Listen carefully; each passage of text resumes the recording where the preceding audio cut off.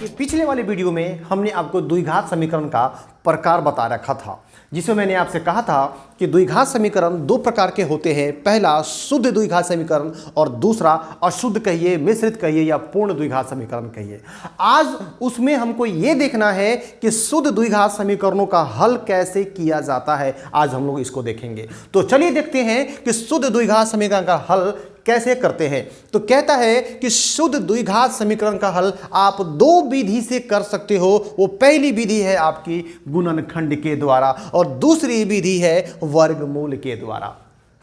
आप गुणनखंड बनाना भी जानते हैं और वर्गमूल बनाना भी जानते हैं। तो आइए सबसे पहले गुणनखंड के द्वारा शुद्ध द्विघात समीकरण को हल कैसे करते हैं इसको देखते हैं और लेते हैं इसके लिए पहला एग्जाम्पल, और वो है आपका, ध्यान से देखेंगे, पहला example 4x² minus 36 is equal to 0। आपको याद ही होगा कि शुद्ध द्विघात समीकरण का अर्थ यह होता है कि एक ऐसा द्विघात समीकरण जिसमें b का मान 0 हो, अर्थात b अवेलेबल नहीं हो, और आप देख सकते हो कि इसमें b का मान बिल्कुल नहीं है। तो इसका हल हमको करना है गुणनखंड के द्वारा। तो क्वेश्चन आपको दिया जाएगा, इतना का गुणनखंड के द्वारा हल ज्ञात करें। कोई दिक्कत नहीं है, इसका हल गुणनखंड के द्वारा करें। तो गुणनखंड के द्वारा कैसे बनाते हैं देखेंगे ध्यान से।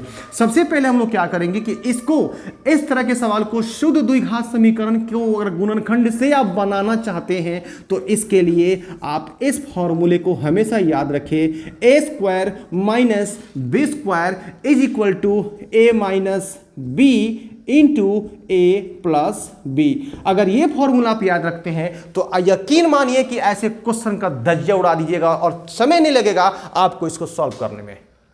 कौन से क्वेश्चन?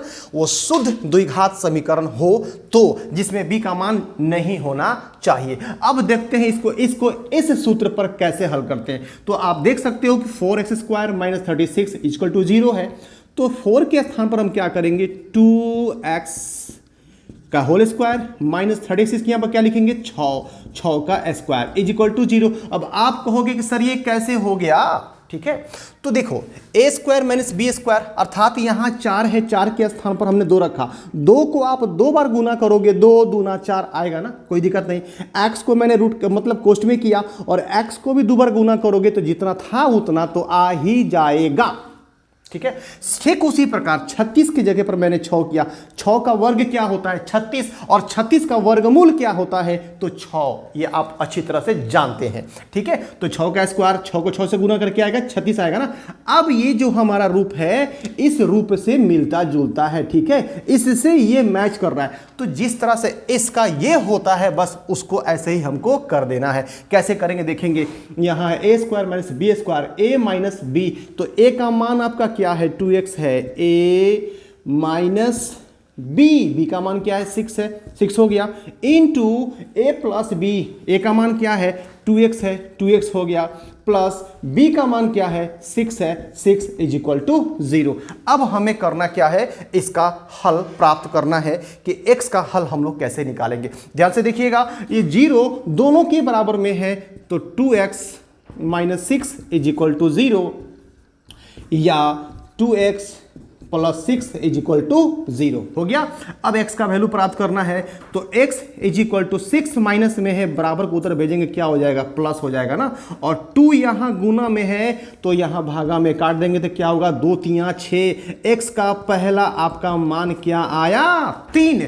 अब इधर आते हैं, या तो x का मान यहाँ भी निकालना है हमको, तो x is equal two plus 6 है, उधर क्या होगा, माइनस 6, और 2 यहाँ गुना में है x के साथ तो यहाँ भागा में हो जाएगा, 2 3 6। तो यहाँ x का वैल्यू क्या आया आपका, -3। तो एक आंसर आपका +3 और दूसरा आपका -3, ठीक है।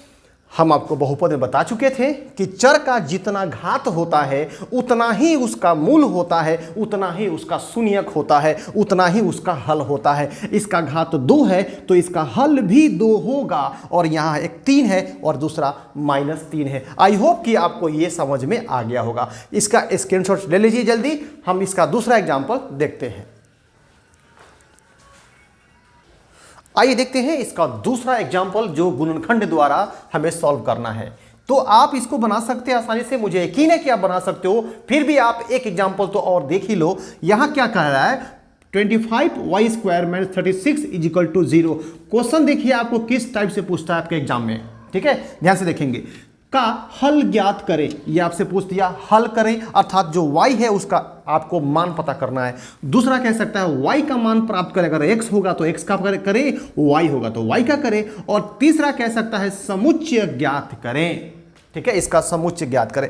अब सवाल ये कि सर समुच्चय क्या होता है? देखिए समुच्चय यानी समुदाय, ठीक है, एक समुदाय हमको पता करना है इसके अंदर में कि y का समुदाय इसमें कौन कौन सा होगा, इसका समुच्चय कौन कौन सा होगा, इसका मान कौन कौन सा होगा, यही हमें पता करना है। कई बार एग्जाम में समुच्चय करके आपको क्वेश्चन पूछा जाता है, तो इसको ध्यान से देखेंगे कि इसको सॉल्व कैसे करना है। सेम वही कहानी फिर दोहराएंगे, अभी a² - b² का सहारा लेंगे और इस क्वेश्चन को सॉल्व करेंगे, ठीक है।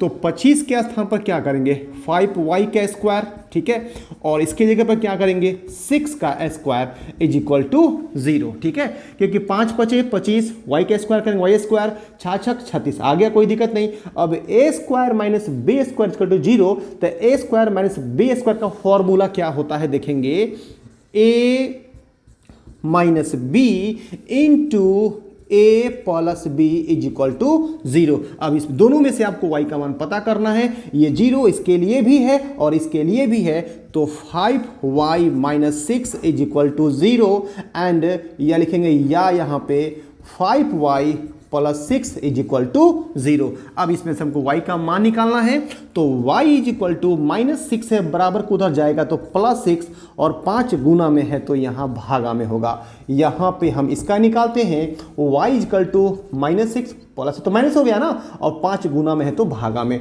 तो ये रहा इसके हल, y का मान 6/5, दूसरा -6/5। कटेगा तो काटेंगे, नहीं कटेगा तो उसी तरह छोड़ देंगे। तो इस तरह हो गए हमारे शुद्ध द्विघात समीकरण का गुणनखंड के द्वारा समीकरण का हल या समुच्चय या y का मान प्राप्त करना। चलिए देखते हैं कि अब हम वर्गमूल के द्वारा शुद्ध द्विघात समीकरण का हल कैसे करते हैं। आइए देखते हैं। एग्जाम्पल वही है, बस तरीका चेंज हो जाएगा। उसमें हम लोगों ने गुणनखंड के द्वारा पढ़ा था इस क्वेश्चन को, अब हम लोग वर्गमूल के द्वारा इसका हल कैसे निकालते हैं ये देख लेते हैं। दो विधि से हम लोग निकाल सकते हैं इसको। तो कैसे बनाते हैं, वर्गमूल के द्वारा इस विधि को अप्लाई करना है हमको। तो यहां आपको a² - b² का फॉर्मूला यूज नहीं करना है, दूसरे तरीके से बनाना है। वो कैसे है देखिए ध्यान से। सबसे पहला काम हम क्या करेंगे, 25y² इज इक्वल टू -30, मतलब -36 है तो बराबर को उधर क्या हो जाएगा आपका +36 हो जाएगा, यहां तक कोई दिक्कत नहीं। अब y² is equal to 36 upon 25, यहाँ गुना में है तो क्या होगा, भागा में होगा। उसके बाद तो आप जानते हो ये सर y बराबर जब स्क्वायर हटता है तो क्या देते हैं रूट, और रूट के अंदर क्या हो जाएगा 36/25, यहाँ तक तो कोई दिक्कत नहीं है।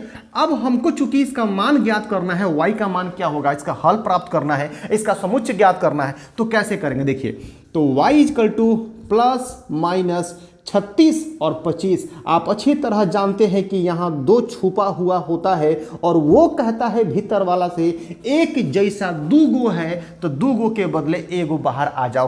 तो 36 को जब आप गुणनखंड करेंगे, तोड़ेंगे, तो 6 गुना 6, दूगो 6, तो दूगो 6 के बदले एगो 6, और दूगो 5, इसको तोड़िएगा 5 गुना 5 तो एगो 5। तो आपका y का आंसर हो गया ±6/5। यहां से आप निकाल सकते हो y इक्वल टू एक होगा +6/5 एंड एक हो जाएगा -6/5। ये रहा आपका वर्गमूल के द्वारा शुद्ध द्विघात समीकरण का हल। यहां तक कोई दिक्कत नहीं। ऐसे कभी भी अगर आपको क्वेश्चन मिलेंगे तो आप निश्चिंत होकर के बना सकते हैं, परंतु एक बात आपको ध्यान में रखना होगा। वो बात क्या है, बात ये है कि जो क्वेश्चन दिया हुआ है वो क्वेश्चन जैसे यहां माइनस है तो यहां माइनस भी नहीं होना चाहिए, अगर ये प्लस है तो ये भी प्लस नहीं होना चाहिए, ठीक है। दोनों में से एक आपको माइनस होने चाहिए या एक प्लस होने चाहिए। दोनों ऋणात्मक होगा, ये भी माइनस में ये भी माइनस में, या दोनों धनात्मक होगा, दोनों यहां भी प्लस और यहां भी प्लस, तो इसका हल संभव नहीं है। अब आप कहेंगे कि सर क्यों हल संभव नहीं है, तो आइए उसको भी देख लेते हैं। देखिए ध्यान से, सबसे पहले इसी क्वेश्चंस को करते हैं, या इसका व्यापक रूप जो मैंने आपको बता रखा था, देखेंगे ax² plus 6 is equal to 0। इसका व्यापक रूप है, किसका? शुद्ध द्विघात समीकरण का व्यापक रूप है। अब आप क्या करेंगे, अगर x का मान पता करना होगा तो क्या होगा, c बराबर प्लस में, उधर क्या होगा, माइनस में होगा ना। और जैसे आप x² यहाँ रखेंगे, x² is equal to -c/a हो जाएगा। ठीक है, ये वाला यहाँ चला गया। उसके बाद जब यहां से आप स्क्वायर को हटाएंगे तो क्या होगा, रूट में जाएगा ना, यहां से स्क्वायर हटा रूट में गया। अब रूट के अंदर में क्या आया, ध्यान से देखिएगा, -c/a, जो कि ये संभव नहीं है, ये वास्तविक संख्याओं के अंदर में नहीं आते, ये अवास्तविक संख्या हो गए, तो इसलिए इसका हल पॉसिबल नहीं है। इसीलिए यहां दोनों जगह या तो प्लस नहीं होना चाहिए या दोनों जगह यहां माइनस नहीं होना चाहिए। आई होप कि आपको ये अच्छे तरह से समझ में आ गया होगा। चलिए मिलते हैं अगले वीडियो में, तब तक के लिए जय हिंद।